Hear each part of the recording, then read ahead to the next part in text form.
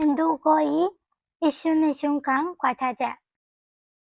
미나상 konnichiwa. ဒီနေ့ပြောပြပေးမှာကတော့ isun と瞬間の違いを簡単に説明したいと思います。ဒီစကားလုံးနှလုံးစလုံးရဲ့အဓိပ္ပာယ်က短い時間ဆိုတဲ့အဓိပ္ပာယ်တူပေမဲ့ပေါ့နော်သုံးမျိုးပုံကမတူပါဘူး။တစ်ခုချင်းစီရဲ့အဓိပ္ပာယ်နဲ့သုံးပုံသုံးနည်းတွေကိုဆက်လက်ပြီးတော့လေ့လာကြရအောင်နော်။瞬間とはဆိုတဲ့ခေါင်းစဉ်နဲ့စပါမယ်။瞬間ဖြစ်ရပ်နှစ်ခုလျင်မြန်ဆက်တိုက်ဖြစ်တဲ့အချိန်မှာဆိုရင်ဒီ瞬間ဆိုတဲ့စကားလုံးကိုသုံးတယ်ပေါ့နော်။瞬間ဆိုတဲ့အဓိပ္ပာယ်ကိုမြန်မာလိုဘာသာပြန်ရရင်အခိုက်အတန့်မှာဆိုတဲ့အဓိပ္ပာယ်နဲ့ဘာသာပြန်မယ်။ပြီးတော့ဒီအလျင်မြန်ကိုဘာလို့ဝိုင်းထားလဲဆိုတော့အလျင်မြန်ဆိုတာကလုံးဝကိုမြန်တယ်ပေါ့နော်။ချက်ချင်းနှီးပါးကိုဖြစ်တဲ့ဟာမျိုးဆိုရင်အရာမျိုးဆိုရင်ဒီ瞬間နဲ့သုံးတယ်ပေါ့နော်။ရေပုံးကိုဆက်ပြီးတော့ကြည့်မယ်ဆိုရင်နားလည်မယ်လို့ထင်ပါတယ်။ရေပုံးကြီးချီပါအောင်ဖတ်ကြည့်ရအောင်။ドアを開けた瞬間、猫が飛び出した。တကားဖွင့်လိုက်တဲ့အခိုက်အတန့်မှာကြောင်ကခုန်ထွက်သွားတယ်။ဒီမှာဆိုရင်လည်းဖြစ်ရပ်နှစ်ခုရှိပါမယ်။ဒိုးဝါကို開けたတကားဖွင့်လိုက်တယ်။猫が飛び出したကြောင်ကခုန်ထွက်သွားတယ်။ဒီဖြစ်ရပ်နှစ်ခုမှာဆိုရင်တကားဖွင့်လိုက်တဲ့အခိုက်အတန့်မှာပဲတကားဖွင့်လိုက်တဲ့အချိန်မှာပဲတကားဖွင့်လိုက်တဲ့ချက်ချင်းမှာပဲ猫が飛び出したတကားဖွင့်လိုက်တဲ့အချိန်မှာပဲကြောင်ကခုန်ထွက်သွားတယ်။ဆိုတော့ဒီဟာချက်ချင်းဖြစ်တာပေါ့နော်ချက်ချင်းဖြစ်တဲ့အခါမှာဆိုရင်ဒီဟာကိုသုံးပါတယ်2番をဆက်သွားပါမယ်雨が降り始めた瞬間みんな走り出したမိုးစရွာတဲ့အခိုက်အတန့်မှာပဲလူတိုင်းကပြေးထွက်သွားတယ်ဒီမှာဆိုရင်လည်းဖြစ်ရပ်နှစ်ခုရှိပါမယ်雨が降り始めたဖြစ်ရပ်တစ်ခုみんなが走り出したလူတိုင်းကထွက်ပြေးသွားတယ်မိုးစရွာတဲ့လူတိုင်းကထွက်ပြေးသွားတယ်ဒီမှာဆိုရင်မိုးစရွာတဲ့အခိုက်အတန့်မှာမိုးစရွာတဲ့အချိန်မှာပဲလူတိုင်းကဘာဖြစ်လဲပြေးထွက်သွားတယ်ဆိုတော့ဒီမှာဆိုရင်လည်းချက်ချင်းဖြစ်တာဆိုတဲ့အတွက်ကြောင့်ဒီရှုံးခံကိုသုံးတယ်ပေါ့နော်ဒီ rebel တွေကိုကြည့်ပြီးတော့နားလည်သွားမယ်လို့ထင်ပါတယ်နောက်ထပ်မှတ်မှာတစ်ခုရှိပါတယ်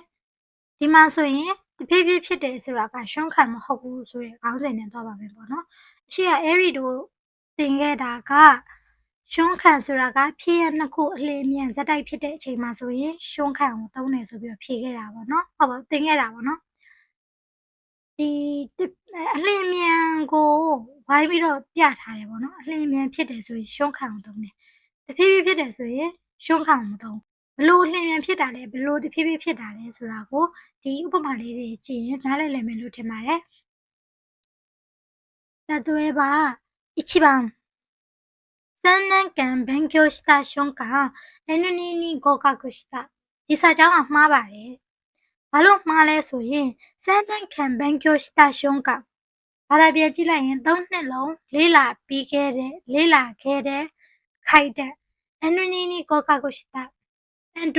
အောင်ခဲ့တယ်ဆိုတော့ဘာသာပြန်ကလေးကနည်းနည်းတစ်မျိုးတော့ဖြစ်နေပဲပေါ့နော်ဒီမှာဆိုရင်ဘာလို့မှားလဲဆိုရင်ရှုံးခံကိုသုံးထားတယ်ပေါ့နော်3နှစ်လေ့လာခဲ့တဲ့အခိုက်အတန့်3နှစ်လေ့လာခဲ့တဲ့အခိုက်အတန့်ကြောင့် N2 に合格した N2 အောင်သွားတယ်ဒါပေမဲ့3နှစ်လေ့လာခဲ့တယ်ဆိုတာကဘယ်လိုပြောရမလဲ3နှစ်လေ့လာခဲ့ပြီးတော့ N2 အောင်သွားတယ်ဆိုတာကတဖြည်းဖြည်းဖြစ်တာပေါ့နော်ဒီချက်ချင်းဖြစ်တာမဟုတ်ဘူး3နှစ်လုံးလေ့လာခဲ့တယ် N2 ကြီးချက်ချင်းအောင်သွားတယ်ဆိုတာကြီးကမှားတယ်ပေါ့နော်ဆိုတော့တကယ်အဖြေမှန်က3年間勉強して N2 に合格したအဲ့ဒီလိုမျိုးစာကြောင်းဆိုရင်မှန်ပါတယ်して瞬間ကိုသုံးရင်တော့မှားပါတယ်2番をဆက်သွားပါမယ်ご飯を食べた瞬間お腹がいっぱいになったဒီစာကြောင်းဆိုရင်တော့မှားတယ်ဘာလို့မှားလဲဘာသာပြန်ကြည့်မယ်ご飯を食べた瞬間ထမင်းစားပြီးတဲ့အခိုက်အတန့်မှာお腹がいっぱいになったဗိုက်ပြည့်သွားတယ်စာကြောင်းကိုဘာသာပြန်ကြည့်မယ်ဆိုရင်တော့မှန်တယ်ပေါ့နော်ဒါပေမဲ့ဒီစာကြောင်းကမှားပါတယ်ဘာလို့မှားလဲဆိုရင်ご飯を食べたထမင်းစားပြီးသွားတဲ့အခိုက်အတန့်မှာဗိုက်ကပြည့်သွားတယ်ထမင်းစားပြီးတာနဲ့ချက်ချင်းဗိုက်ပြည့်တာမဟုတ်ဘူးဆိုတော့ကိုရှုံးကန်ဆိုတဲ့အဓိပ္ပာယ်ကချက်ချင်းဖြစ်တဲ့ဆိုတဲ့အဓိပ္ပာယ်ပေါ့နော်ချက်ချင်းဆိုတဲ့အဓိပ္ပာယ်ကဒီမျက်စိတမိတ်လျှက်တစ်ပြက်အချိန်ကသိလားဒီမှာသုံးထားတာထမင်းစားပြီးတဲ့အခိုက်အတန့်မှာဗိုက်ပြည့်သွားတယ်ဆိုတာကချက်ချင်းဗိုက်ပြည့်သွားတယ်ဆိုတာမျိုးရမဖြစ်နိုင်ဘူးလေနော် ဒါဆိုတော့ဒီစာကြောင်းမှာရှုံးခံကိုသုံးထားတယ်ဆိုတာကမှားပါတယ်တကယ်အဖြစ်မှန်ကခေါဟန်ကိုတာပဲတာတာတမင်စာပြီးတဲ့အခါမှာဆိုရင်ဝနာကာကအပိုင်နီနာတာဘိုက်ကပြည့်သွားတယ်ဒီလိုစာကြောင်းမျိုးဆိုရင်တော့မှန်တယ်ပေါ့နော်ဆိုတော့မိကုန်းနေပါလေဖြည့်တဲ့အခါမှာဆိုရင်ဒီစာကြောင်းကရှုံးခံဖြစ်မလားတခြားဘယ်ဟာကိုသုံးရမလဲဆိုတာကိုဖြည့်ဖို့အတွက်ကိုစာကြောင်းကိုတေချာဖတ်ဖို့လိုပါမယ်ပေါ့နော်နောက်ထပ်တစ်ခု issue နဲ့ပတ်သက်တဲ့ဥပမာနဲ့သုံးပုံသုံးနည်းတွေကိုဆက်လက်ပြီးတော့ရှင်းပြပေးသွားပါမယ်နော်။ခေါင်းစဉ်က issue တိုဝါနဲ့စထားပါတယ်။ issue တစ်စက္ကန့်လွန်တိုတဲ့အချိန်ကိုပြောတဲ့နေရာဒီမှာသုံးနေပါတော့။သူ့ကိုမြန်မာလိုဘာသာပြန်ရရင်တစ်စက္ကန့်